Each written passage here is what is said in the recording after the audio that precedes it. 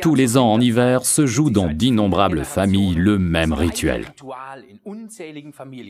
Non, nous ne parlons pas de la fête chrétienne de Noël, mais de cette orgie qui accompagne le plus souvent cette réunion de famille. Petit déjeuner, déjeuner, gâteaux et dîners se succèdent presque sans discontinuer, avec tout juste de courtes pauses entre chaque repas par souci des convenances. Malheureusement, on se gave souvent jusqu'à la dernière limite, et quand on croit l'avoir atteinte, on s'entend soudain dire « Dis, tu peux me repasser le flan à la crème, purée que c'est bon !» Mais fatal pour notre ligne en particulier, et le métabolisme du sucre en général. Parce qu'il en est ainsi en Europe depuis de nombreux siècles, l'homme a cherché dans la nature un remède pour limiter les effets négatifs de cette gloutonnerie et a trouvé une herbe dont l'odeur est presque un symbole de la période hivernale, la cannelle.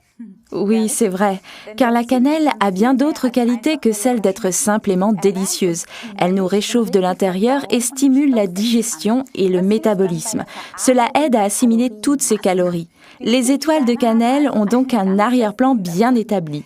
C'est pourquoi il est recommandé de boire Forever Blossom Herbal Tea, dont la cannelle est le principal ingrédient, avec l'article numéro 49. À chaque fois qu'on veut remédier aux effets d'une période de jeûne, ou bien ceux d'un régime ordinaire, ou encore quand il ne s'agit plus vraiment de se restreindre.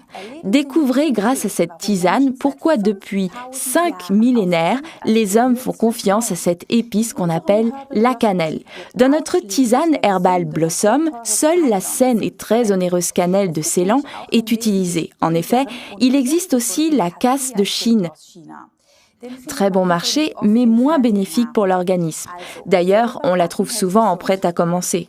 Alors il faut mieux rester en bonne santé en faisant soi-même ses gâteaux. Mais voilà, maintenant l'ingrédient principal qui donne son nom au Aloe Blossom Herbal Tea, les fleurs de l'aloès. Ces fleurs légèrement basiques sont les bienvenues après une journée stressante et saturée en acidité. Mais en ce qui concerne cette tisane, la sagesse des plantes est loin d'être épuisée, car dans les sachets fermés hermétiquement se trouvent des zestes d'orange odorants, des clous de girofle, des feuilles de ronces, du fenouil, du gingembre, de la cardamome et de la camomille. Cette mixture contient des huiles essentielles légèrement stimulantes et volatiles, ce qui explique le conditionnement unitaire. Si on prend le temps de s'informer sur Internet à propos de ces plantes, on se rend compte qu'en l'occurrence, on est tombé sur un véritable filon. Et on s'aperçoit aussi que l'on ne retrouve pas ces épices dans les plats de Noël seulement pour de simples raisons de goût. C'est pourquoi l'Aloe Vera Blossom Tea, article numéro 49, est stimulant, même sans caféine. Sur l'emballage, on indique un sachet par tasse. Ceux qui aiment un goût intense y trouveront leur bonheur. Mais nous deux préférons la boire dans 1 litre d'eau. On peut le mettre sur le feu le matin et le boire froid sans problème dans la journée.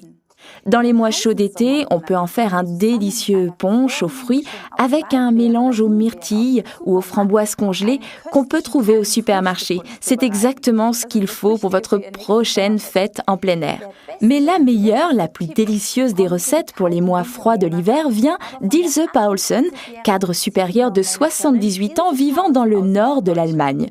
Son tuyau, un sachet d'Aloe Blossom Herbal Tea dans un thermos avec une tranche de pomme et un doigt de rhum. Là, il n'y a pas que la cannelle et le gingembre qui réchauffent. Résumons-nous. Grâce à sa mixture de plantes, l'Aloe Blossom Herbal Tea référence 49 stimule le métabolisme sans caféine. Il accompagne les régimes ou après de grandes bouffes. Avec 1 litre d'eau, il prévient la déshydratation et dans cette combinaison, il est aussi très bon pour la peau.